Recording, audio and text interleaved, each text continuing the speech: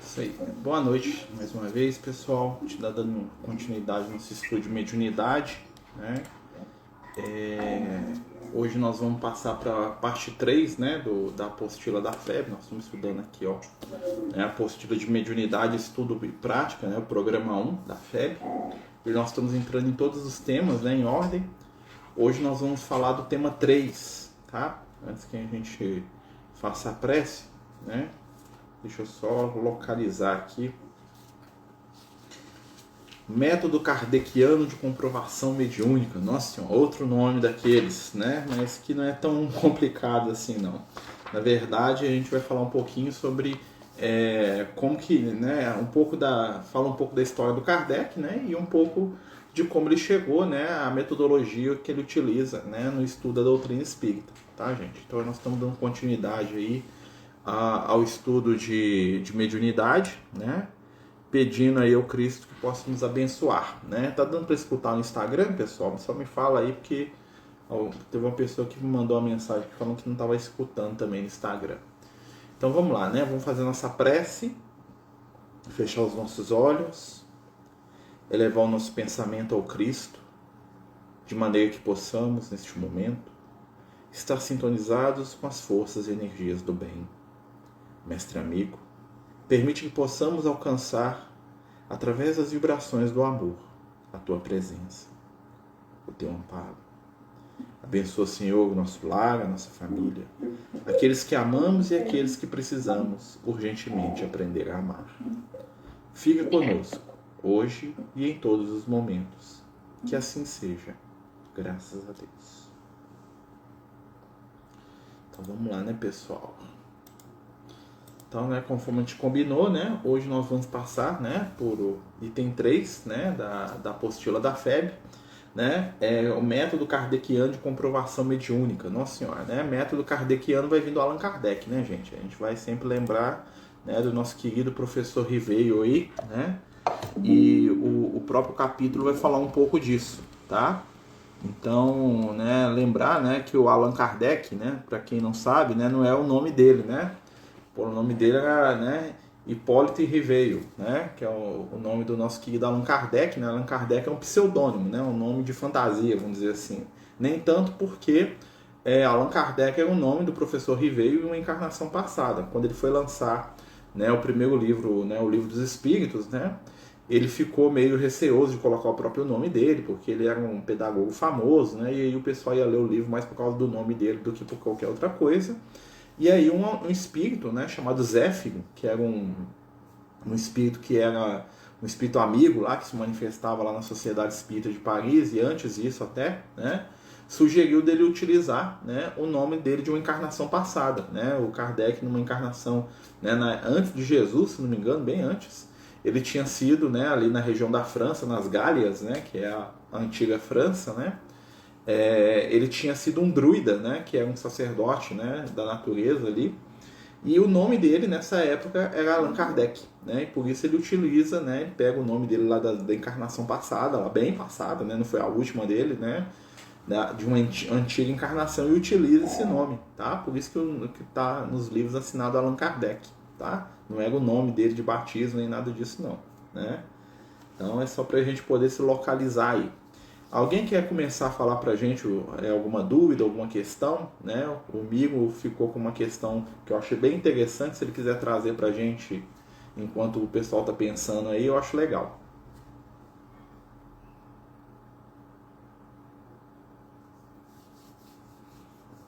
Os outros podem trazer também, tá, gente? Enquanto um não fala, o outro pode falar, né?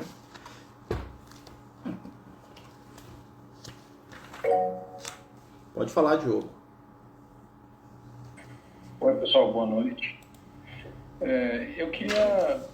uma das coisas que me chamou a atenção quando eu estava lendo na parte final, quando ele comenta assim, a força que teve as descobertas, né, e o método sob a ótica moral, a construção, o desdobramento moral da história, que, né, cai na moral cristã, como a gente já conhece. E eu acho assim muito interessante porque, por exemplo, eu acompanho uns canais e pesquisadores e tal, por exemplo, de EQM, né? Experiência de quase morte, né?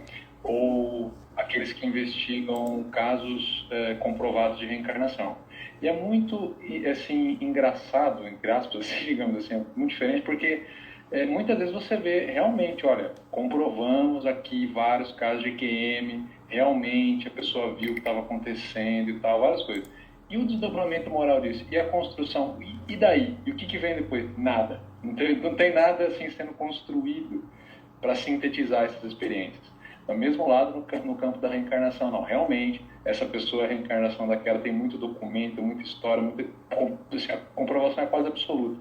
E daí? Não tem o e daí, entendeu? Nesse caso do texto, achei muito interessante que foi o e daí foi tudo, né? Foi o grande desdobramento. Né? Então, achei legal fazer essa comparação com o que a gente está vendo hoje, que não está tendo desdobramento, né? Muito engraçado, assim, até esquisito, né, eu acho, mas, enfim, valeu. Então, isso que você está falando é um dilema que tem dentro do espiritismo, né? Dentro da questão espiritual desde o início. Por quê? Logo de início, né, o Kardec percebeu que existia dois tipos de público para o fenômeno espírita, né? A comunicação dos espíritos, vamos dizer assim. Né? O primeiro grupo, que é o maior, que são os curiosos, né? Que querem ver fenômeno, né?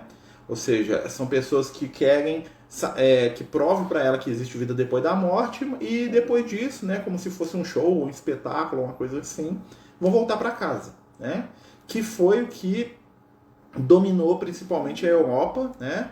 A Inglaterra e os Estados Unidos na época dele, né? Então, na época do Kardec era muito comum médiums saírem para fazer show, turnê, né? Dando passividade para espíritos, né? Respondendo curiosidades do momento, né? Perguntando espíritos famosos do passado, né? Pretensos espíritos, né? E aí o que acontece? As pessoas iam lá para ver um espetáculo, né? Eu entrei curioso e depois volto para minha casa, né? E o Kardec, quando ele busca, né, a questão da doutrina, ele pega o fundo moral da doutrina, ele está pensando no quê? O que isso aqui pode me ajudar a ser uma pessoa melhor? Né? Então, aí que entra a questão da religião e da filosofia na doutrina espírita. Né? O contato mediúnico, na época do Kardec e depois dele também, sempre existiu. A gente vai ver muitos médiums, né? Principalmente médiums americanos, ingleses, que trabalham muito essa questão do contato, né? Mas é sempre um contato, vamos dizer assim, destituído de fundo moral. Né? Ou seja, o espírito aqui, ele falou para te dizer que ele tem um recado, e o recado que você deixou lá em cima do móvel, lá, uma carta que você não leu, vai lá e lê a carta. Beleza. E aí depois disso, acabou, continua sua vida aí e tal. Né? O foco do Kardec não era esse. O foco do Kardec, né, e dos espíritos que o assessoravam, vamos dizer assim, né, e dos espíritos que orientaram a doutrina espírita, era algo mais profundo. Né? Então é uma né, que você vê lá quando os espíritos começam o trabalho dele aqui no Brasil, né, principalmente o Emmanuel e outras entidades, né, o objetivo de Jesus para a doutrina espírita é a revivência do cristianismo primitivo, ou seja, reviver aquela vibração de amor né, do evangelho lá, que mudava a vida das pessoas. Né? E esse tipo de situação não encontrou muito público na Europa. Né? Até porque o europeu, o norte-americano, é muito materialista. Né? O norte-americano, até a expressão religiosa deles é materialista. Né? Porque a religião deles só fala de coisa material, só fala de dinheiro, de sucesso, de riqueza, né? De vitória na matéria. Né? Então a religiosidade deles é materialista. Né? Então, assim, lá realmente essas ideias do Kardec não frutificaram nem na Europa, né? Porque na França também você vê que a doutrina espírita praticamente nem existe na França, né? Existe lá alguma coisa muito reduzida, né? Existe algum esforço lá de alguns brasileiros para poder reviver, mas mesmo assim é muito incipiente, muito menor do que aqui, né? Então é uma questão mesmo que os espíritos falam de maturidade espiritual, né? Que muitas vezes nos falta enquanto humanidade. O Miro está perguntando aqui, eu vou ler aqui. E depois vou ler o da Betinha aqui, que ela está aqui no Instagram. O que eu queria entender é em que momento o método se ligou à espiritualidade ou religiosidade. Ligou ao Cristo e aos seus evangelhos. E a Beth está falando aqui, até hoje em dia tem tem pessoas que só procuram a doutrina espírita para receber mensagens. E o Chico sempre avisou que o telefone toca de lá para cá. Então são duas coisas que tem a ver. O que acontece? A gente aqui no Brasil, a nossa doutrina espírita, o nosso espiritismo, né, a nossa mediunidade, ela é bem diferente, né, da estrutura mediúnica da época do Kardec. Né? Então a reunião mediúnica da época do Kardec era uma reunião basicamente de pesquisa, né, onde pessoas iam nas casas, né, nas sociedades espíritas, até o nome era diferente, né? E claro que nome, né, é uma questão acessória, né, gente? A gente sabe que o importante não é isso. Mas o que levava as pessoas na Sociedade Espírita de Paris? Normalmente pesquisadores, né, cientistas, pessoas interessadas em estudar e saber o que existe no mundo espiritual. Se existe, se é de verdade, se não é, fazer teste com os médiums. É verdade? Existe esse espírito? Então eu vou lá pesquisar. Me dá um nome e endereço aí. Né? Me conta essa história aí. Aonde no livro de história que tem isso? Né? Então era um movimento muito grande de pesquisa. Tá? Aqui no Brasil, né, dada a nossa característica e a nossa formação cultural, né, nós somos um povo de origem latina como os franceses, mas os franceses eles já estavam saindo muito do espectro da religião. Porque na Europa, né, a religião era vista como uma coisa já superada. Né? Quando eu falo religião, gente, não é acreditar em Deus, em Jesus, não. Estou falando religião com ritual, com dogma, com missa, com igreja, com senta, levanta, carregar imagem, abençoar, todos aqueles rituais. Aquilo que o pessoal, né, não tinha mais paciência na Europa do Kardec. Tá? Ainda existia, né, claro, mas assim, o pessoal que procurava o Kardec procurava outra coisa, um outro tipo de espiritualidade. Mas o que acontece? O próprio Kardec, ele tinha, né, na sua formação,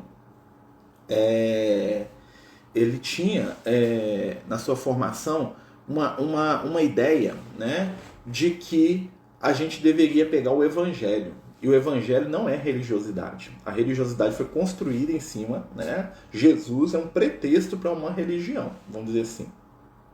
Então, nisso não é crítica à religião. Né? Mas o Kardec, como toda pessoa bem esclarecida, como um espírito iluminado que o era, né? Porque o Kardec era um espírito muito iluminado, né? Ele percebeu que o que a gente precisa não é do ritual religioso, sim da essência da vivência daquilo que Cristo ensinou. Então Kardec e os espíritos, junto com Kardec, começam a trabalhar a ideia do seguinte: olha, a doutrina espírita ela existe para poder trazer de volta a essência do ensinamento de Jesus. O ensinamento de Jesus... Tá? Não envolve ritual religioso, envolve a forma que você senta, a forma que você come, o que você bebe. Né? O ensinamento de Jesus não envolve feriado santo, não envolve frequência a determinado tipo de ritual, batizar, casar. Isso não é a essência do ensinamento. Tá? Isso com todo respeito que a gente tem que ter, né? Porque a gente entende como um processo natural. Né? Então ele fala assim, o que é importante no Evangelho? É a grande pergunta que o Kardec faz para os espíritos. A parte moral, o que é? O exemplo de Jesus. Quer ser um espírito de luz, quer crescer, quer evoluir? Pega o que Jesus ensinou na prática e tenta viver aquilo. Esse que é o grande foco da doutrina espírita. Então, por isso a doutrina espírita era praticamente vazia de ritual. Né? Ela não tem imagem, ela não tem objeto de culto, ela não tem rituais religiosos. Ó, vai começar a reunião assim, nós vamos fazer assado. Não tem, né? Apesar que a gente cria alguns, mas né, a ideia é que não tenha. Né?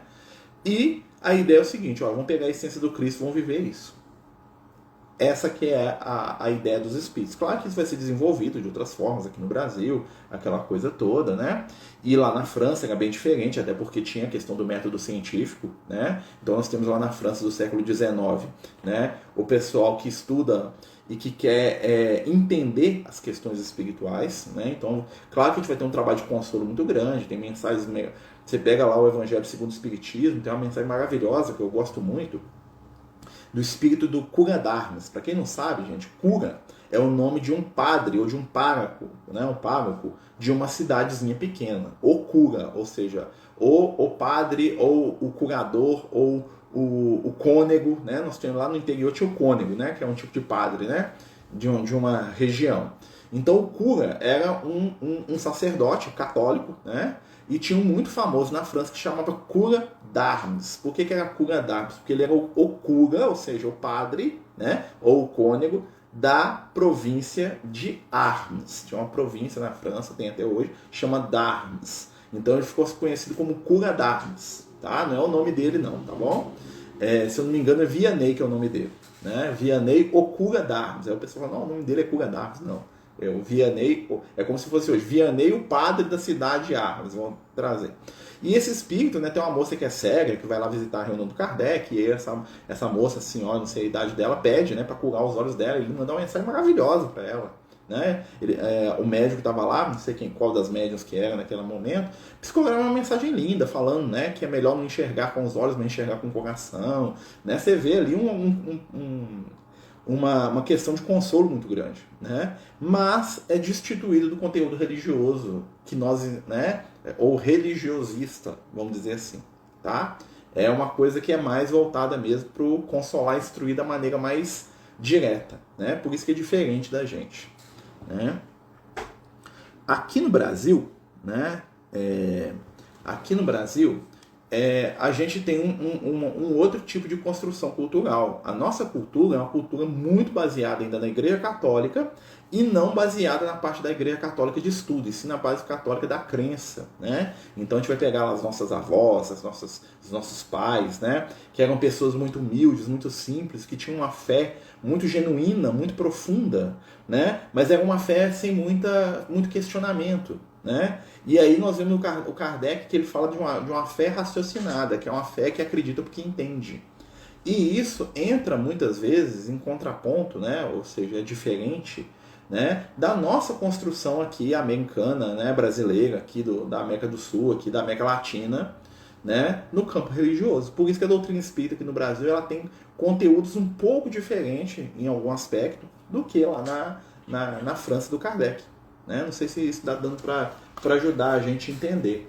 Né? Porque assim, a doutrina espírita lá na França, né, se você fosse na casa espírita lá, se você fosse lá na Sociedade Espírita de Paris, você ia recebido como se você estivesse chegando numa escola. Né? Não num templo religioso, apesar que tinha oração, tinha, né, aquela coisa toda, mas não tinha um conteúdo religiosista igual nós temos aqui. Né? Você chega na casa espírita, tem uma prece para começar, tem um atendimento fraterno, tem um trabalho de passe. Né? E isso é uma coisa que foi aparecendo aos poucos no movimento espírita. Né? E que é fruto de um sincretismo. Ou seja, o que é um sincretismo? É a gente pegar conteúdos que a gente já tem dentro da nossa história religiosa, né, e juntar. Foi o que aconteceu, por exemplo, com o cristianismo, com uma série de fatores espirituais aí. Né?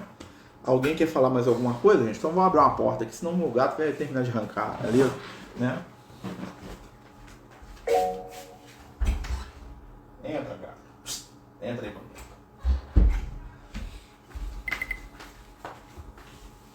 Quem que levantou a mão, gente? Pode falar.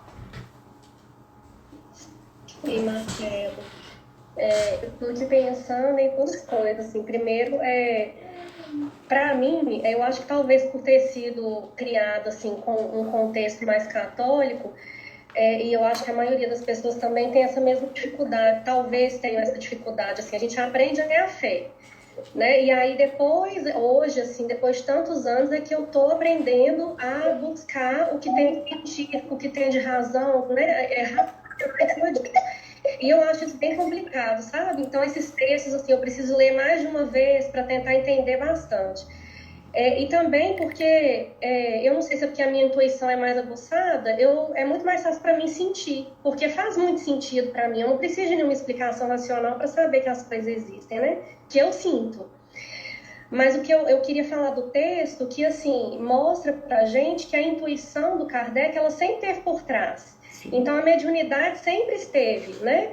Ele trouxe pra gente essa razão, essa documentação, essa explicação. Para que o médium serve, como que é a relação do espírito, né, do guia e com o médium, os tipos de mediunidade, ele catalogou isso tudo, mas por trás desse trabalho dele todo, a intuição dele estava sempre ali latente, né, e eu não tinha pensado por esse lado. Toda vez que eu pensava no Kardec, eu pensava só na parte mesmo de raciocínio.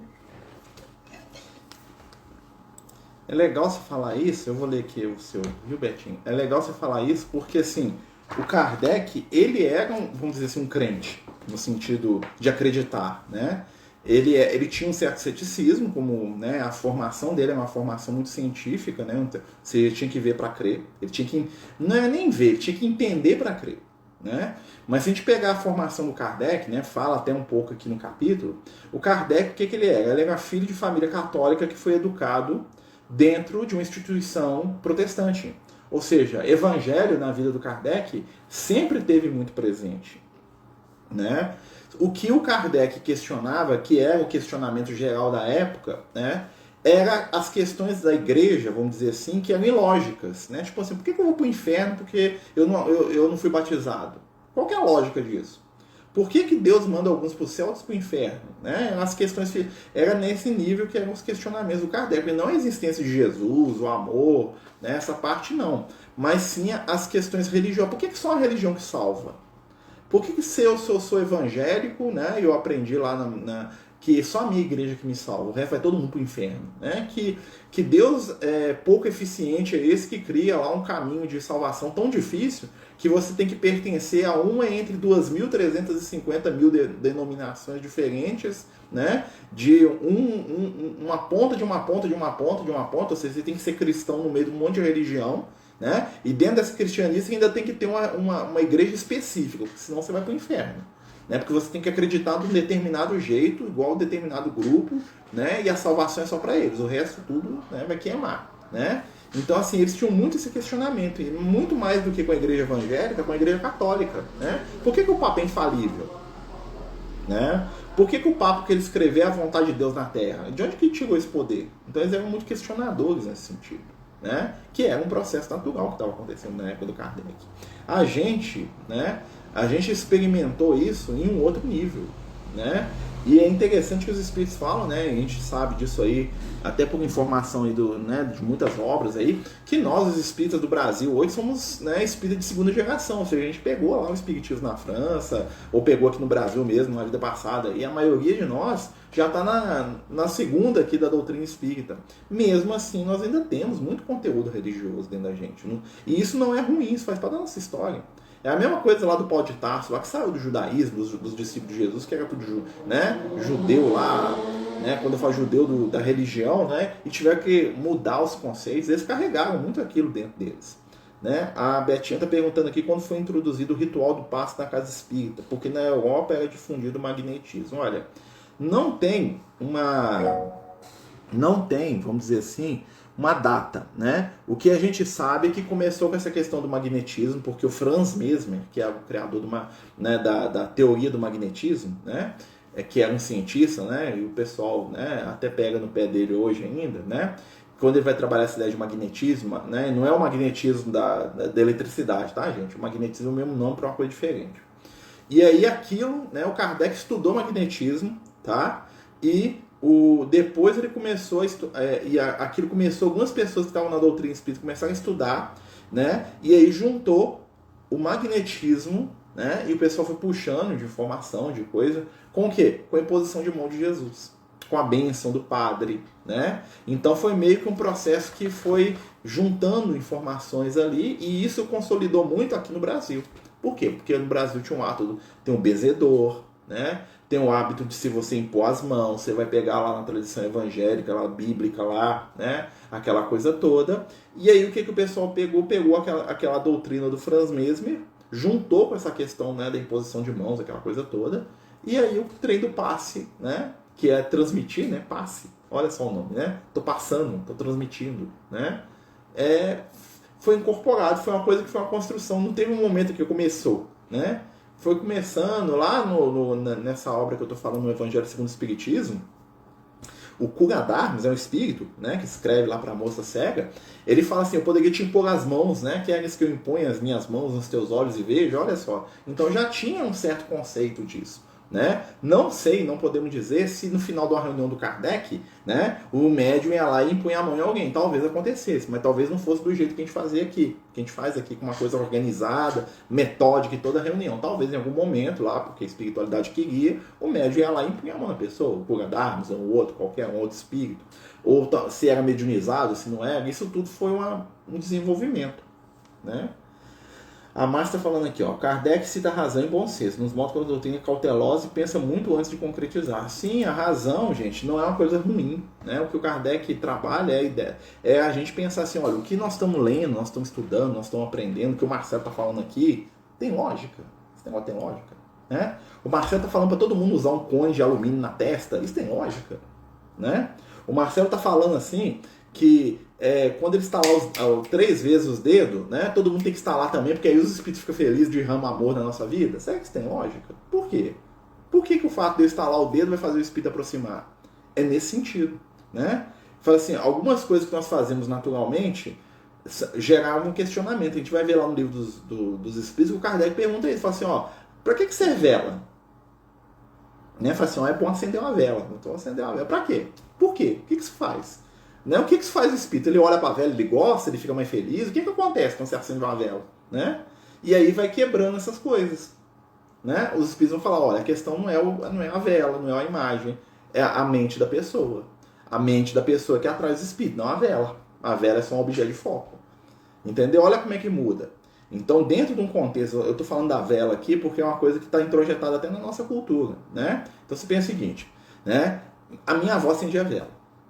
Né? Acendia a vela, minha mãe acendia a vela para as almas. Né? Mas assim, você pergunta, por que você acende vela? Ah, para os espíritos ter luz. Mas por que os espíritos precisam da luz de uma coisa material se eles estão no plano espiritual? Não sabe responder. Por quê? Porque ali existe um ritual, né? E a ideia por trás daquele ritual, eu não sei por quê. Eu estou fazendo porque todo mundo fez, minha avó, minha bisavó, entendeu? Aí o Kardec chegava nesse ponto e falava assim, tá, a minha avó, minha bisavó, minha tataravó acende vela.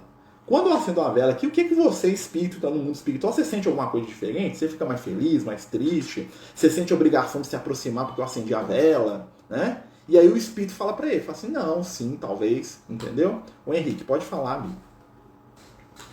Boa noite, amigos. Tudo bem?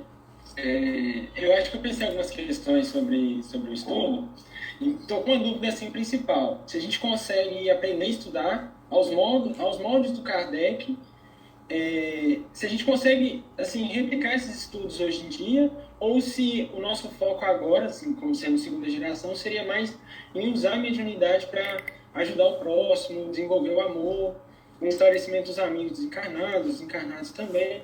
Se a gente consegue assim, conciliar essas duas coisas. E eu vou trazer minhas outras dúvidas também, que eu acho que tem a ver com essa principal. Como o Marcelo falou, a gente tem que evitar esses viés de mistificações, né?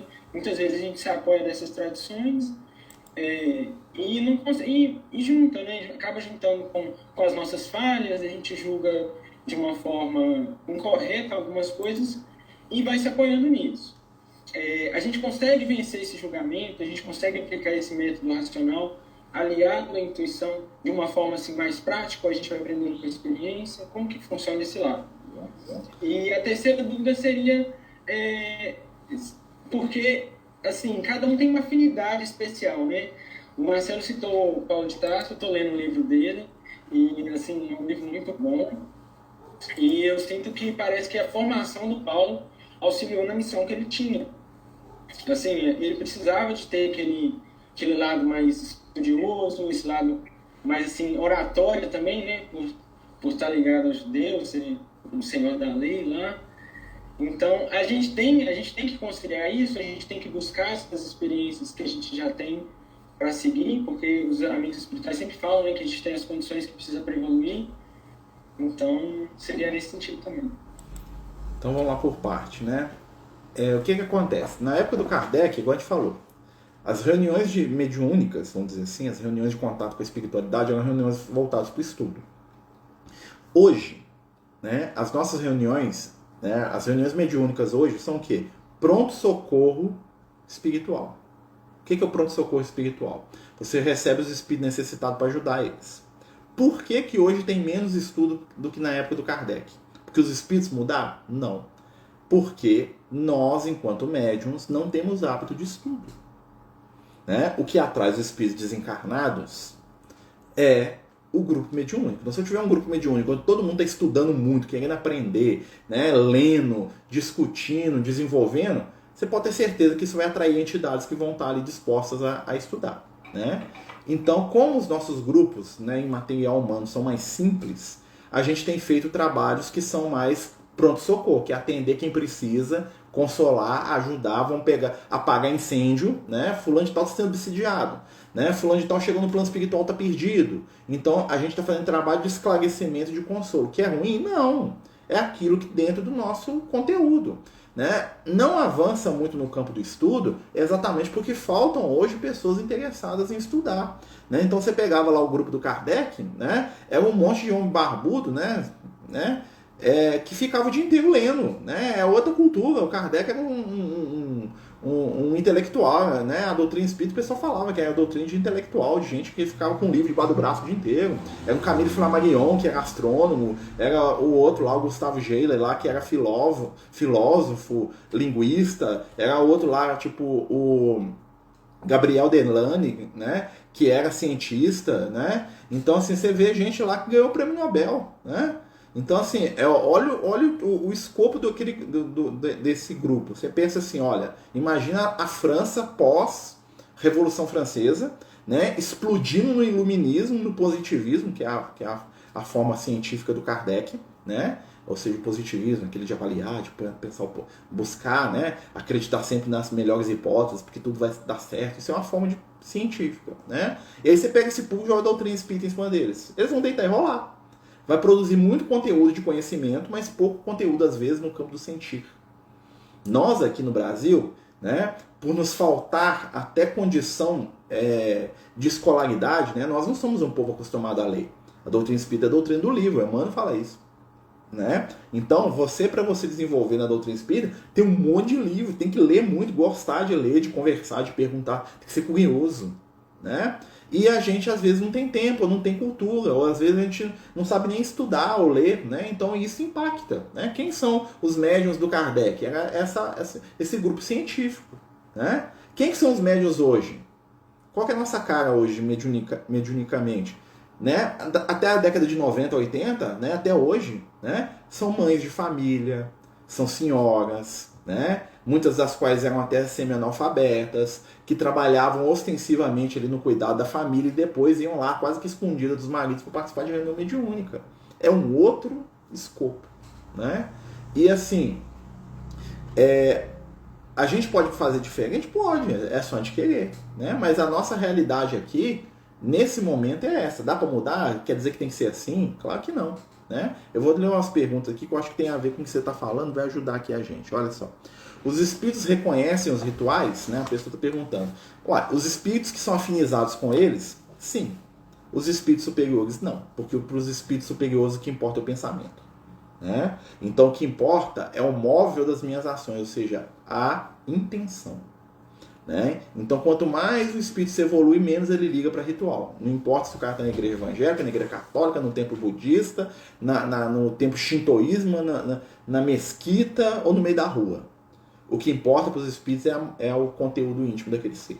Não importa se ele é padre, se ele é pastor, se ele é ateu, se ele é doutor da lei, se ele é judeu, se ele é grão sacerdote lá da fraternidade laranja, importa o que ele sente. Então, quanto mais o espírito evolui, menos acessório ele se interessa. Os espíritos de luz não têm rótulo religioso, né? Porque Jesus é muito maior do que o cristianismo. Jesus não é só a igreja católica, Jesus não é só a igreja evangélica, Jesus não é só a doutrina espírita. Jesus é o guia e modelo da humanidade. Então ele é muito maior do que qualquer conceito religioso que reduza ele. Né? Quando eu falo que Jesus está só lá na casa espírita, eu estou tendo um conceito espiritual reducionista. Quando eu falo que a espiritualidade só atende lá na casa espírita que eu ajudo, é mentira, porque a espiritualidade está em todos os lugares onde se faça o bem. Seja a casa espírita, Francisco de Assis, onde Marcelo congrega, né? Muitos aqui, né? Seja lá no terreiro de Umbanda, seja lá na igreja evangélica, só Jesus salva, seja lá na igreja católica, lá Nossa Senhora do Pingo d'Água, seja lá na mesquita, lá, né, Alá, Abdu, a Hassan, seja lá no templo Shinto, seja lá no templo hindu, lá onde se venera Vishnu, no Ganesha, não importa, entendeu? Aí nós vamos começar a tirar o acessório, né? Mas faz parte do movimento aqui, ó. O Miro está falando aqui, ó.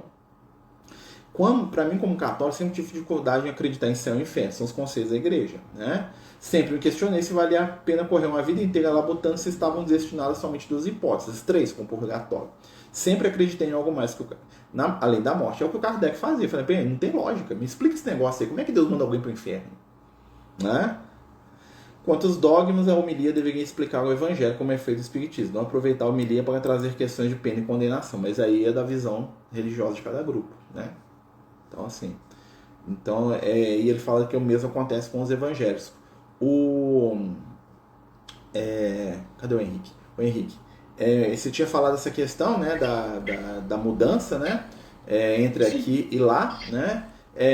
Me ajuda a lembrar das outras aqui, que senão o meu raciocínio ele enrola aqui.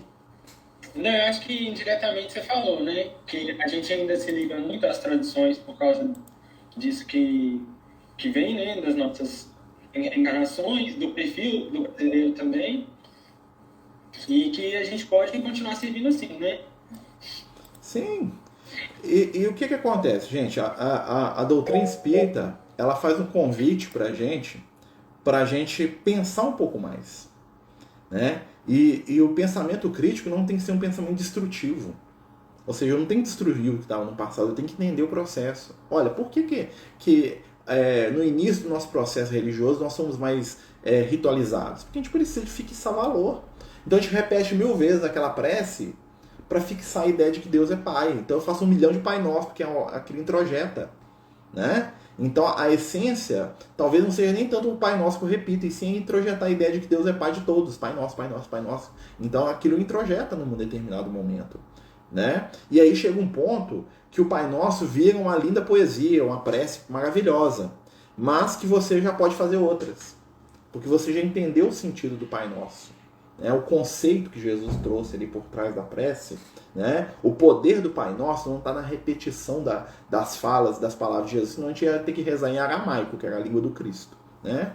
Aí tinha o poder não está na palavra, o poder está na ideia que está por dentro daquela palavra. Os conceitos que Jesus coloca dentro do Pai Nosso, quando a gente repete aquelas preces, né? Aquilo introjeta. A questão de perdoar como nós somos perdoados. Olha como é que Jesus joga, né? Porque Jesus sabe que a gente repetiu o que ele falou de infinito, né? Porque a gente venera ele, né? Então a gente vai repetir. Então o que ele fez? Ele jogou um monte de conceitos espirituais profundos, tá? Dentro de uma coisa que ele sabia que ia se tornar um foco de repetição, né? E esses conceitos são que lateralmente introjetados dentro da gente. Pode falar, Diogo. Bom, Marcelo, eu queria somar um ponto, porque você em várias respostas falou uma coisa muito interessante, muito importante, que é que a comparação da nossa época com aquela época, né, lá no século XIX, na França. E de como lá as pessoas eram mais, o foco era mais estudo, as pessoas eram talvez mais intelectualizadas e tal. Aí eu lembrei de uma palestra, de um estudo, que aquele pesquisador, o Paulo Henrique de Figueiredo, tem feito na FEAL, né? Sobre esse resgate histórico do movimento ali. E tem muito a ver com o que você falou, que explica bem. Naquele momento, naquelas 2 ou 3 décadas antes de 1857, o que havia começado nas universidades francesas e espalhou para as escolas francesas era a ciência filosófica.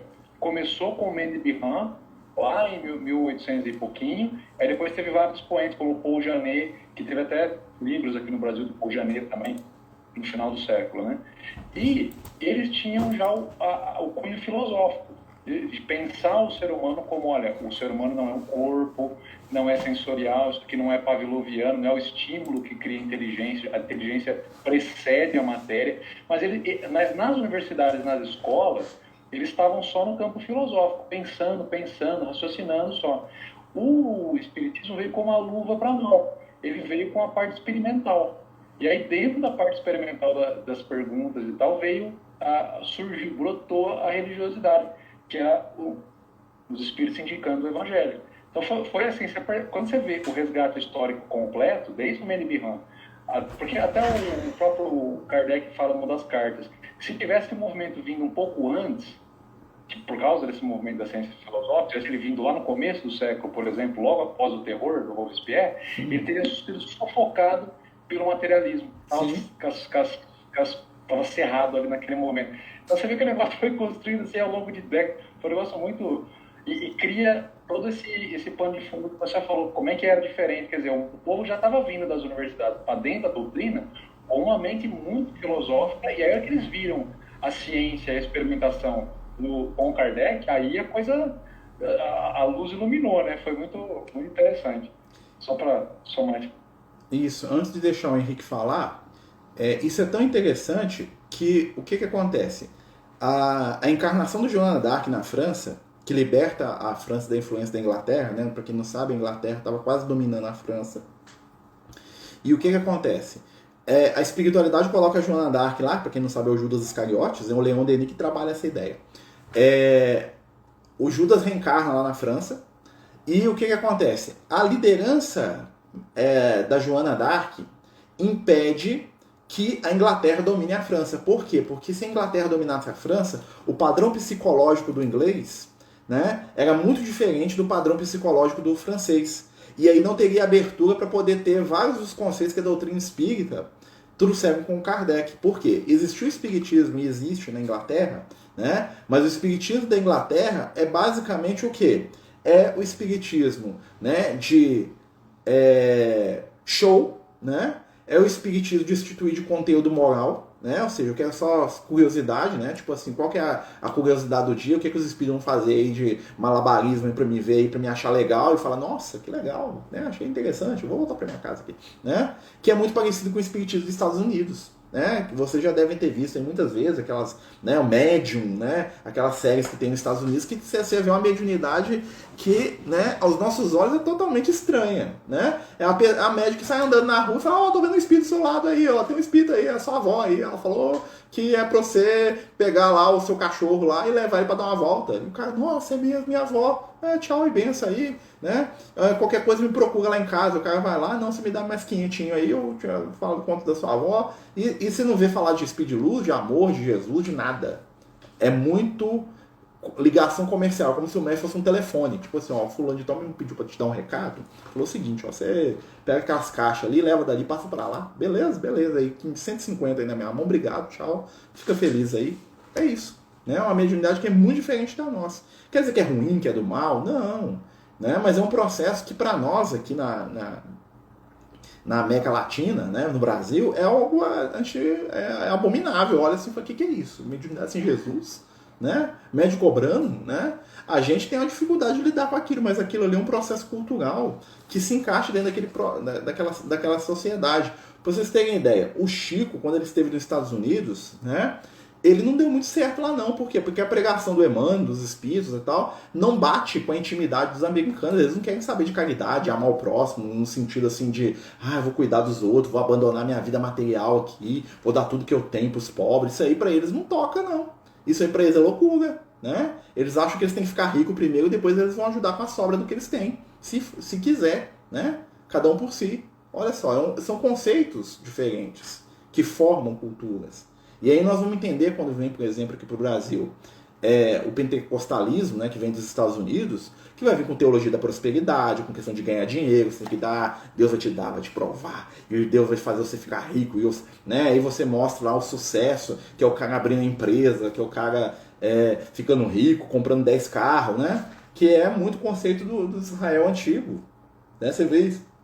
Estuda isso com a espiritualidade, você percebe como é que é igualzinho. Era na época de Jesus lá em Israel, e Jesus era condenado porque ele não entrava nessa onda, né? Então, a nossa construção de raciocínio da doutrina espírita é maluquice pro cara que é materialista. Não, eu acredito, por isso que Deus me dá dinheiro, poder e riqueza, né? Aí os espíritos falam o contrário, falam assim, meu filho, o negócio é o seguinte, a vida é para ajudar os outros, é para servir, é para aprender, é para crescer, para perdoar e compreender. Felicidade material é raro, né? É acessório. Se tiver, é muito bom, mas a tendência é que não tenha, não. Né? O que nós esperamos de vocês é renúncia, abrir mão do que vocês têm, dividir, né? Se dedicar ao próximo, até quase desmaiar, se for possível, né? Compreender, perdoar e amar. Olha como é que o conceito é totalmente diferente do conceito religioso de uma igreja pentecostal. É totalmente diferente. Né? Por isso que às vezes a gente não consegue nem conversar, né? Quando eu falo conversar, gente, é ter pontos em comum, né? Porque um fala assim, junta, o outro fala assim, doa, né? Olha como é que isso não quer dizer que tá certo, né? Ó, tem alguém que tá com o som aberto aí. Abriu o som, abriu a imagem. Eu vou desligar aqui só pra não... Mesmo assim continua. Pera aí, gente, deixa eu tentar fechar o som de todo mundo aqui, porque tá dando um eco, né? Aí, melhorou. Então, assim, olha só como é que isso é profundo. Isso constitui a nossa realidade. Às vezes a gente não conversa com as outras religiões porque a gente tem visões diametralmente opostas. Quer dizer, né, que a gente tem que ter mais o quê? Mais compreensão, mais entendimento. Qual que é a essência da coisa? É o Cristo. Né? Olha que interessante, né? O Henrique, pode falar, desculpa. Tranquilo, amigo. Acho que você esclareceu muito a minha dúvida, assim, acho que ela se resume muito nessa individualidade que cada um tem. Eu tenho a tendência de ser mais racional e tenho mais dificuldade com esse sentimental. Mas eu acho que eu consegui concluir que a gente tem que tentar refletir mais nessa necessidade do estudo, da introspecção e da oração, para a gente tomar consciência também, até com essas potências, com tudo isso que está oculto no Evangelho, que a gente vai, aos poucos, né, trazendo para a nossa vida, para a nossa realidade. Só coloquei esse apontamento. Não, tranquilo. E isso que você está falando, isso é o retrato de muitos de nós, né? Muitas vezes a pessoa decepciona com a religião ou com a fé, porque a forma que a fé é apresentada para ele não entra na intimidade dele, né? Eu tinha uma companheira nossa na casa espírita, que eu gosto muito, né, que estudou mediunidade comigo e tal, que ela falava para mim que ela morria de saudade, né, da igreja católica, porque ela precisava de rezar, de ajoelhar, de sentir lá o ambiente da igreja, ela precisava da missa, de entrar na fila para tomar a hóstia, de cantar na hora lá e levantar. Ela tinha aquilo introjetado, ela acreditava na doutrina espírita, ela acreditava na reencarnação, mas ela se sentia realizada espiritualmente dentro da missa. Olha que interessante. Ela está errada? Não, ela não está errada. Ela está vivenciando uma experiência que é muito particular. Como tem gente, por exemplo, que é mais adepta da Umbanda. Por quê? Porque tem uma raiz na intimidade espiritual daquela pessoa que está ligada à cultura africana. Tem história espiritual ali, né, com aquela manifestação cultural e religiosa. Como tem gente que tem vontade de estar na igreja. Né? Eu tinha uma outra amiga nossa lá na casa espírita que falava que ela amava a doutrina espírita, né? No sentido do conceito, mas que ela amava a igreja evangélica, que ela sentia saudade da igreja, sentia saudade do pastor falando, da pregação, do jeito, da estrutura religiosa da igreja evangélica, né? Que ela acreditava na doutrina espírita, né? Que ela tinha dificuldade com algumas ideias da igreja evangélica, principalmente essa questão do materialismo, né? Que é muito trabalhado, né? A prosperidade, dinheiro, riqueza, tem que dar, né? Que é uma questão deles, né? Nós estamos estudando isso aqui do ponto de vista para a gente poder entender, né? E o que acontece? Ela sentia falta. Tanto é que ela voltou para a igreja evangélica. Ela deixou a doutrina espírita e voltou para a igreja evangélica. Todos os conceitos da doutrina espírita na intimidade. Está errado? Não. Nós não podemos. A cultura africana foi uma grande influenciadora do espiritismo brasileiro? De certa maneira, sim e não. Né? Porque o que acontece? Nós temos as religiões de matriz africana que são muito fortes culturalmente. Né? Até porque a religião de matriz africana foi a primeira a fazer o sincretismo. Eles perceberam, né, que misturando conceitos com personalidades da igreja, eles iam poder professar a fé deles da maneira como eles trabalham. Mas a gente vai ver que na religião, por exemplo, no candomblé, né, existem muitos conceitos espirituais, como a incorporação, né, a influência dos espíritos, apesar que os orixás não são entendidos como espíritos igual a gente entende na doutrina espírita, tá? Os orixás do candomblé, eles estão mais para os deuses da antiguidade, né, do que para espírito, tá? No sentido assim do entendimento pessoal. Então, então o que acontece? Se você pegasse um grego da Grécia antiga, pegar o Lucas lá na época que ele estava encarnado lá na Grécia, né, antes dele conhecer o Evangelho, né, diga-se de passagem, e perguntasse para ele o que é Zeus, Poseidon, Hades, ele falava, são os deuses, existem, são seres que governam o mundo, né? Pro pessoal do candomblé, os orixás são esses mesmos, são divindades, eles são politeístas, ou seja, acreditam em vários deuses, e esses deuses se comunicam, tá? De determinada forma, muito parecida com a mediunidade que a gente entende na doutrina espírita, apesar que pra gente tudo é mediunidade, né? A gente interpreta aquilo de uma outra forma, né? Mas tem um conteúdo espiritual muito interessante.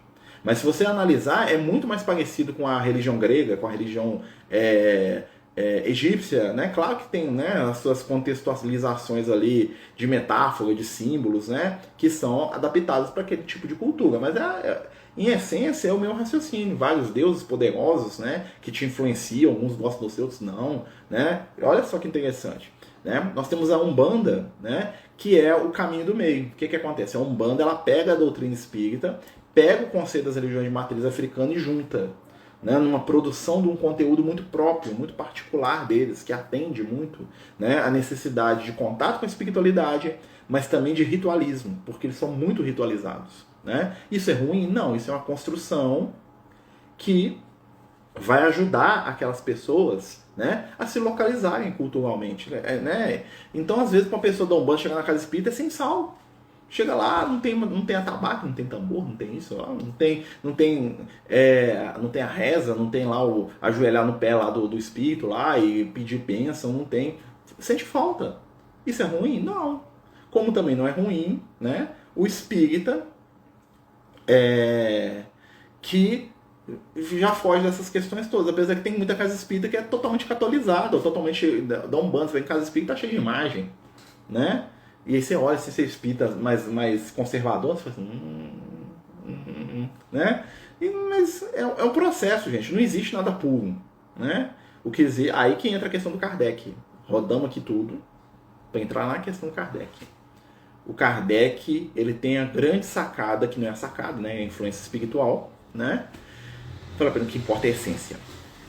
A grande vitória do Kardec no entendimento, e que nos ajuda hoje, enquanto médiuns, o que importa é a essência. O que faz o Marcelo lá na casa espírita? O que faz o Marcelo no terreiro de Umbanda? O que faz o Marcelo ir na igreja? O que faz o Marcelo ir lá na missa? O que faz o Marcelo? É porque o Marcelo quer vantagem para ele e quer que Deus esmague o inimigo dele? Ou porque o Marcelo busca ser uma pessoa melhor e fazer o bem? É isso que conta no final. Entendeu? A grande pegada do Kardec, quando ele fala da razão, né? Ele vai questionar, fala assim, por que tem por que o padre joga aquele negócio, ou fica lá jogando água na gente? Por quê? Quer entender? Me explica aí, espírito. Né? Mas ele não vai desrespeitar, ele quer saber por quê. Por que eu tenho que colocar um colar de conta e uma camisa branca para entrar no terreiro? Por que tem que ter o tabaco? O Kardec é o cara que ia perguntar isso. Ele ia querer entender. Eu posso até não concordar, então eu cheguei à conclusão que não precisa não, se é tudo mental, não precisa disso. Né? Mas ele não vai atacar aquele que faz aquilo, ele vai entender, então ele faz isso por isso. Entendi. Aí que tá a fé raciocinada. Porque aí você começa a compreender os outros que pensam diferente de você. Né? Deixa eu só ler aqui. A magia negra no plano espiritual é uma doutrina à parte ou faz parte do espiritismo? Como é feita a divisão? A magia negra é outra coisa. Tá? O que o pessoal pensa que é magia negra, né? Isso aí, na maioria das vezes, é um monte de ritual que o espírito inferior ensina para os outros para rir da cara deles, tá? Porque ritual assim não funciona, tá? O que funciona é a mente. Então, se eu penso mal da pessoa, eu me associo a espíritos desencarnados que pensam o mesmo, eu posso, né, atacar a pessoa. Mas se a pessoa estiver nas ondas do bem, do amor, da luz, da caridade, isso não vai atingir. Aqueles rituais todos que eles fazem, tá? Isso é igual o cara rezar na igreja. Igual o cara acender vela. Qual que é o poder da vela? A vela tem um poder mágico se você acender ela? Não. O que tem poder é a fé da pessoa que acredita naquilo. Então, se eu acreditar que eu amarrar uma corrente no meu pescoço, né, e plantar bananeira, vai atrair os espíritos para poder fazer maldade, e eu fizer isso com fé, acreditando, a minha mente vai atrair. Não o ritual que eu estou fazendo. Aquilo ali, os espíritos mesmo foram pro Kardec. A maioria desses rituais que esses pessoal ensina, eles fazem isso com o intuito de rir da cara das pessoas que estão fazendo. Os espíritos trevosos fazem isso. Faz lá, desenha um pentagrama no chão, coloca umas velas vermelhas, sacrifica um bode, mata uma pessoa, isso aí tudo. Tá? Claro que tem umas implicações, né? Que faz o cara cometer crime, essa coisa toda, né? Mas na verdade, isso aí, e não ter isso aí, para os espíritos é a mesma coisa. Tá? Isso para os espíritos é a mesma coisa. O que faz é a mente da pessoa. A mente da pessoa, vendo esses símbolos, esses rituais, o que ela entra? Num parafuso. Vão concordar, né? E aí ela pode ser facilmente manipulada por entidades inferiores. Tá? Então não é essa questão de magia, essas coisas, é tudo mental. Tudo está dentro da nossa mente. É o que nós pensamos que atrai. Não é o que nós fazemos lá de fora. Tem gente que não acredita em Deus, que não acredita em Jesus, que é mais cristão que eu. Já falei, né? Os espíritos, o Liel vem falando comigo. Meu filho, tem gente que não acredita nem em Deus, nem em vida depois da morte, nem em doutrina espírita, nem em Jesus. Acho que Jesus é um idiota. Tá? Eu não acho não, tá, gente? O Jesus para mim é o máximo. Tá? Mas tem gente que acha que Jesus não vale nada e é mais cristão do que eu, porque vive o que Jesus pregava. O negócio não é ajoelhar no pé de Jesus, o negócio é viver o que ele ensinou. Entendeu? Então, assim, não importa se eu faço o ritual de magia negra, eu estou no candomblé, isso aí é circo para os espíritos desencarnados. Né? O que importa é a minha conduta enquanto ser humano. Que é aí que onde o bicho pega. Porque eu posso estar aqui lindo, maravilhoso, aqui todo iluminado para vocês, né? Olha como o Marcelo sabe tudo. Mas por dentro eu posso ser um crápula. Né? Eu posso ser um mentiroso, um arrogante, um agressivo, eu posso sair o cara que desliga aqui, vai bater na minha mulher, vai bater nos meus filhos, vai roubar dos outros. O que vale? Vale nada, né? Porque o que vale é o que está dentro da minha intimidade. Vocês estão entendendo? Né? E como se faz a ligação do Pai de Santo e Filho de Santo? Não é um ritual? E isso é outra história. Isso aí nós vamos ter que fazer um estudo só sobre isso. Existe um ritual para isso, tá? Mas é mental. A essência do negócio é a mente, tá? O ritual é um reforçador, tá? Vamos dizer assim, o ritual é um reforçador. O que é um reforçador? É alguma coisa que você usa para facilitar algum processo. Quer ver? Dá um exemplo assim, ó. Você pega lá e fala assim, ó, toda vez que você fizer uma coisa boa, menino, eu vou te dar uma bala. Você está dando um reforçador para ele. Não é a bala que faz o menino fazer coisa boa.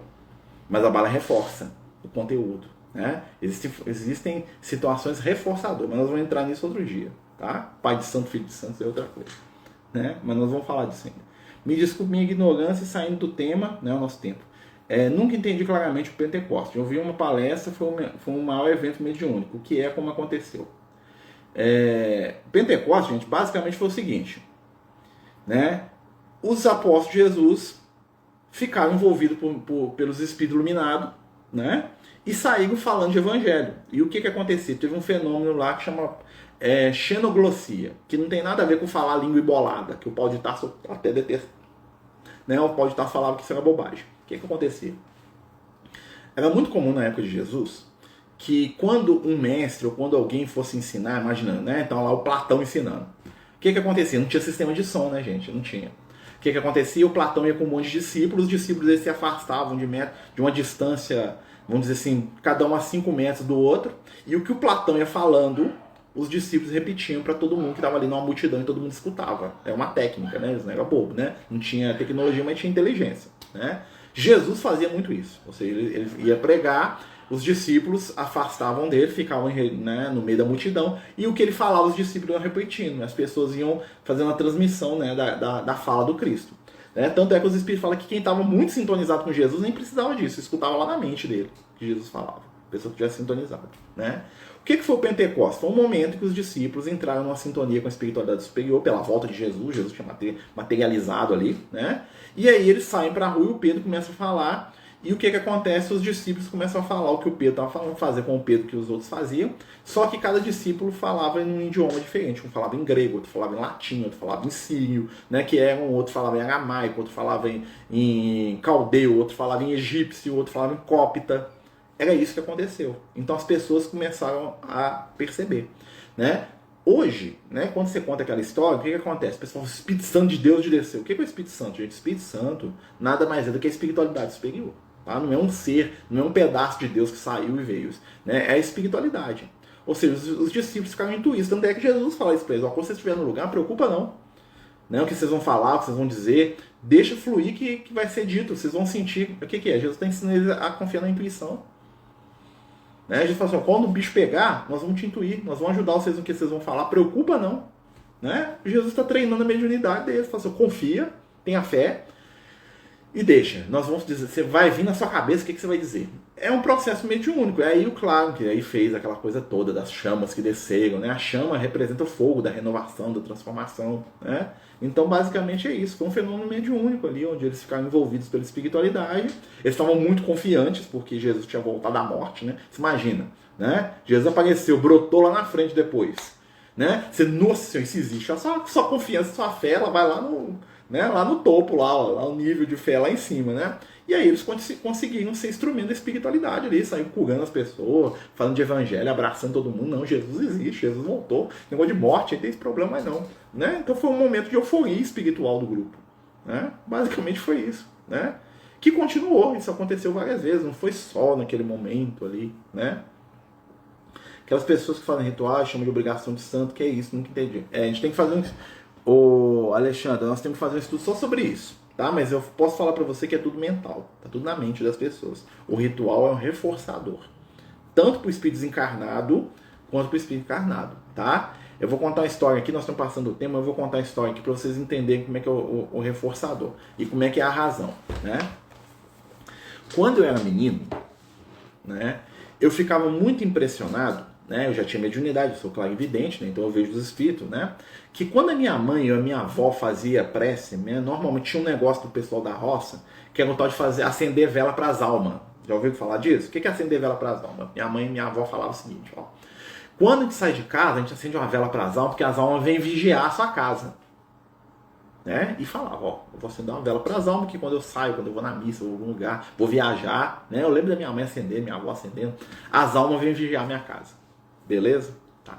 E aí, né? Eu lembro que uma vez eu estava na casa da minha avó, e ela estava na roça, né? E ela fez isso lá na casa dela. E eu já vi os espíritos, né? Menino. E aí o que aconteceu? Na hora que eu vi assim, eu vi um monte de entidade chegando perto da casa, umas 5 ou 6 entidades encarnadas. Mas esse negócio funciona. Acender vela para as almas funciona, né? E eu fiquei com aquilo, falei assim, eu já estava lendo os livros espíritas, né? Na hora que eu já era criança, já estava lendo lá o livro dos espíritos, né? Eu fiquei encafifado, falei, que negócio é esse? O Kardec fala que não funciona, eu tô vendo, né? Tá acontecendo, né? Aí, né, no momento lá de estudo com o Lucas, eu perguntei para o Lucas, me explica o negócio aqui, né? Imagina, o menino pergunta pro Lucas, ô Lucas, me explica isso aqui. Acendi a vela para as almas, a minha avó acendeu vela para as almas veio, o Kardec fala aqui no livro, aqui, nós estamos estudando aqui, o livro dos espíritos aqui, ó, que isso não acontece, que isso não existe, que isso é bobagem. O que aconteceu? Aí o Lucas falou assim, olha, pensa bem, você passa a sua vida inteira encarnado, tá? Reforçando uma seguinte ideia, se você acender uma vela, as almas vêm. Se você acender uma vela, as almas vêm. Se você acender uma vela, as almas vêm. Aí imagina, tá?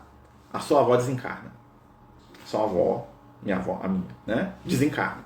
Chega lá no plano espiritual, ela tá vagando pelo plano físico ali, né? Aí ela tá passando na rua, ela vê alguém acendendo uma vela. Qual que vai ser o que a sua avó vai querer fazer? Ela vai lá. Por quê? Porque ela reforçou na mente dela a encarnação inteira que quando alguém acende vela, as almas vão. Agora ela é uma alma. Então ela se sente atraída por aquilo, porque ela se doutrinou em torno daquilo. Então os espíritos que iam lá nada mais são do que pessoas que criaram essa ideia, vibraram em torno daquilo, às vezes uma encarnação inteira, e que quando se viram no mundo espiritual e veem uma vela, se sentem obrigadas a ir. Por quê? Porque elas acreditam. Acendeu vela, as almas vêm. Eu sou uma alma, eu tenho que ir. Tem alguém obrigando, tem alguém levando, tem alguém fazendo, tem alguém acontecendo? Não. Mas aquilo é uma criação mental, tá? E aí ele fala assim, nossa, quer dizer que minha avó desencarnar, ela vai acender vela para as almas? Se alguém acender vela, ela vai, se ela tiver... Ele falou assim, com certeza. Se a sua avó desencarnar hoje, com a crença que ela tem, e ela vê, ou tiver oportunidade, né? Às vezes ela vai para uma colônia, algum lugar, que ela não vai estar no plano físico, né? Mas se ela vê aquilo, imagina, ela chega lá hoje, no mundo espiritual, e vê alguém, a neta, ou sobrinha, sei lá quem, acendendo vela para as almas, ou o vizinho dela, ela vai se sentir compelida a ir lá. Mesmo que seja só para ir. Fala, o que eu vou fazer aqui? Porque eles não vão fazer nada, né? Os espíritos encarnados, né? Olha só como é que funciona. Então, funciona? Funciona. Mas funciona por causa da vela? Não, não funciona por causa da vela. Né? Pode ser que o pessoal ache que não é acender vela, é fazer um picolé. Né? Então, numa determinada cultura, né? Se você colocar uma pedra de gelo na porta, os espíritos vêm. Né? Na cultura nórdica, é colocar uma estátua. Você fazer uma estátua de pedra, né? E aí os espíritos da estátua de pedra tinham que vir. Né? Então, se você fosse um espírito desencarnado lá, você ia porque fizeram um estado de pedra, tem que ir para lá. Vocês estão entendendo como é que é o processo? Então, essa questão aí, né, das obrigações disso tudo, isso está introjetado na mente da pessoa. Isso tem um poder que a pessoa mesmo criou para aquilo. A minha crença se traduz na minha realidade, na forma que eu entendo a vida, que eu percebo as coisas. Né? Então, nós estamos aqui falando do método de estudo Kardec. Né? Olha quanta coisa nós estudamos aqui, né, gente? Então nós vamos deixar salvo o estudo aqui, né? Lembrando a todos aí, né, o nosso comprometimento aí de dar seguimento. Semana que vem nós vamos continuar, né? Lembrando sempre, né, pessoal, que qualquer dúvida, mesmo que não esteja dentro do arcabouço do estudo do dia, né? A gente vai falar, vai tentar entrar. Claro que, por exemplo, um assunto muito complexo, que às vezes demora um estudo inteiro, né? A gente vai passar um pouco, né? Nós vamos fazer um estudo só sobre mediunidade nas outras religiões, né? A gente vai fazer em breve aí, se Deus quiser e permitir, tá? E a gente vai entrar um pouco nisso, né? Mas, na verdade, quando o Kardec falava, então, que é tudo pensamento, os espíritos falavam para ele que tudo pensamento, os espíritos estavam errados, não. O que às vezes acontece é que a gente não entende o processo, né? Então... os pensamentos, né, a nossa crença nos limita, tá? Então o espírito que acredita que vai para o inferno, ele passa a vida inteira acreditando que se ele roubar da igreja ele vai para o inferno, ele vai para uma região do umbral lá que ele cria com a mente dele, porque ele acredita. E é difícil para tirar ele daquilo, né? Porque conforme nos diz o Emmanuel, para a gente terminar aqui o nosso estudo, vivemos em espírito onde projetamos o nosso pensamento. né? Então, mas nós vamos entrar nisso mais, viu, Alexandre? É que eu só peguei aqui para a gente poder ter uma ideia de como é que funciona esse processo, né? Para quem acredita, é muito real, né? É muito real mesmo, muito é. Ele está dentro aí aí que a gente vai entender o poder da fé, né? A fé tem um poder mesmo de transformar mesmo a nossa realidade. Para quem acredita, existe. Para quem não acredita, não existe, né? Interessante, né? Pessoal, nós vamos terminar o nosso estudo hoje, né? Lembrando, né, que amanhã, né, nós temos estudo de Evangelho, né? Quem puder participar conosco, nós estamos estudando o capítulo 14 do Evangelho de Mateus, muito bom, aliás, né? Eu gosto muito de Mateus, né? E a gente também, sexta-feira, tem o tratamento espiritual, né? Lembrando que no dia 18, gente, a gente vai entregar nossa cesta de Natal pro pessoal. Quem puder nos ajudar aí com qualquer tipo de ajuda, é muito, muito, muito bem-vindo, né? Nós vamos estar fazendo ceia de Natal, nós vamos entregar os presentes lá do Universo dos Sonhos, lembra? Aquele que a gente pediu lá no início, né? A gente pediu antes mesmo para não encavalar. Então a gente vai entregar a cesta de Natal, a cesta básica do mês e os presentes do Universo dos Sonhos para mais de 100 famílias, né? Então a gente vai, né, tirar foto, aquela coisa toda lá, né? Se alguém quiser nos visitar lá, por favor, nos avise antes, né? Não vai ser na Casa Espírita, vai ser lá no espaço do Inacim, né? Que é o Instituto Amare Simples, né? Aqui no Tirol, aqui, né? Mas a gente, né, pede aos companheiros aí que quiserem, né, participar, ou entender, ou saber, né, que entrem em contato, que nós temos grande, né, aliás, enorme prazer, né, de permitir aí a participação de quem quer que seja, né, quem queira participar com a gente, né, é uma grande oportunidade aí de amor e luz, viu, meus amigos? Então nós vamos fazer a nossa prece final, pedindo ao Cristo que neste momento possa nos envolver com seu amor, com a sua luz, que possamos estar sintonizados com o bem, lembrar que somos instrumentos da melhora, da cura, da elevação. Abençoa, Senhor, o nosso desejo de ser melhor. Ajuda-nos a compreender, a respeitar todos aqueles que pensam diferente de nós. Que possamos crescer e nos elevar rumo a Ti. Fica conosco, Senhor, hoje e em todos os momentos da vida. Que assim seja, graças a Deus. Então, meus amigos, muito boa noite a todos, né? A gatinha tá até dormindo aqui do lado aqui, ó. Quem tá no Instagram não vê não, né? Mas eu vou virar aqui, ó. Tem um gato aqui, ó. O gato dormiu com o outro gato dormindo do outro lado. Né? Escondeu, né? Boa noite a todos, gente. Até amanhã, 8 horas, com o nosso estudo de Evangelho, né? Deus, né? O livro já tá quase pronto, né? Até sexta-feira o livro tá pronto, né? Nós vamos falar do livro aí, fazer um estudo só sobre o livro aí, né? Nós vamos, né? O livro tá quase chegando, né? Sexta-feira, se me falar que sexta-feira ele já está, né, já tá pronto para ser mandado, tá bom? Deus abençoe a todos. Fiquemos com Deus, viu, meus amigos? Os Amigos do Caminho apresentam sua primeira obra literária, Versos do Caminho, uma compilação das mensagens do nosso amigo espiritual Lucas, à venda pelo WhatsApp 31 98827 3218. Toda a renda será destinada para o projeto Neurodiversos.